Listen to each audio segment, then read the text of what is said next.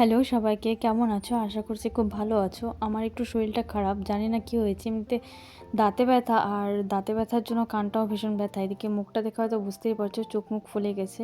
ভেতরে ভেতরে জ্বর আসছে, হয়তো বুঝতে পারছি না। আজকে দিদি বাড়িতে ছিল মানে গীতা পাঠ। আসলে এর আগের দিন যেহেতু গৃহপ্রবেশের পুজোটা কোনো রকম একটু নারায়ণ পুজো হয়েছিল, তাই আজকে পাঠ কীর্তন দিয়ে একটু ভালো মতন লোকজন নিমন্ত্রণ করেছিল। তো বিকেলবেলা পাঠ ছিল, কিন্তু সেখানে যেতে পারিনি, কারণ কি ওই যে সকালবেলায় আজকে স্নান টান কিছু না করেই ঘুমিয়ে পড়েছিলাম। প্রায় সন্ধ্যের দিকে উঠে তারপর স্নান করে ঠাকুরকে শয়ন দিয়ে তারপর ওর বাড়িতে গেলাম। বাড়িতে গিয়ে দেখলাম সব ওদিকে রান্না বান্না খিচুড়ি সব করা হয়ে গেছে। এর আগের দিন তোমাদেরকে দেখিয়েছিলাম, ঘর বাড়ি তখনও গোছানো হয়নি। এখন কিন্তু বিছানাপত্র সব কিছুই সেটেল করে নিয়েছে ঘরের মধ্যে।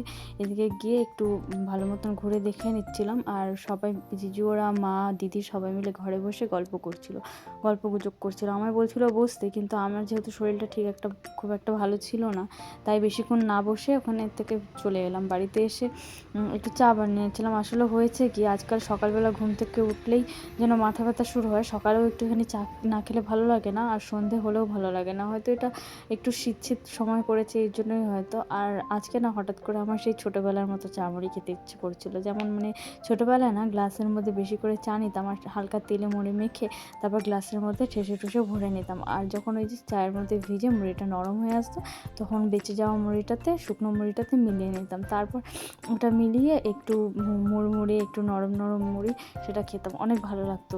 মানে এখনও যেন ছোটোবেলার মতোই সেই স্বাদটা পেলাম।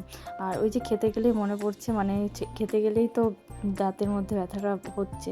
আসলে দাঁতে ব্যথা ঠিক না কানের ব্যথা আমি এখনও বুঝতে পারছি না, তবে ওষুধ খেয়েই চলছি। এদিকে দিদি বাড়িতে ছিল খিচুড়ি, বাঁধাকপি ঘন্ট, আর দই, মিষ্টি চাটনি ছিল, আর ছিল পায়েসটা খাই না তাই নিইনি। এদিকে অরিত্রিকা ওর আবৃত্তি ওর ছোট্ট বোনকে নিয়ে খেলছিল। রাধে রাধে।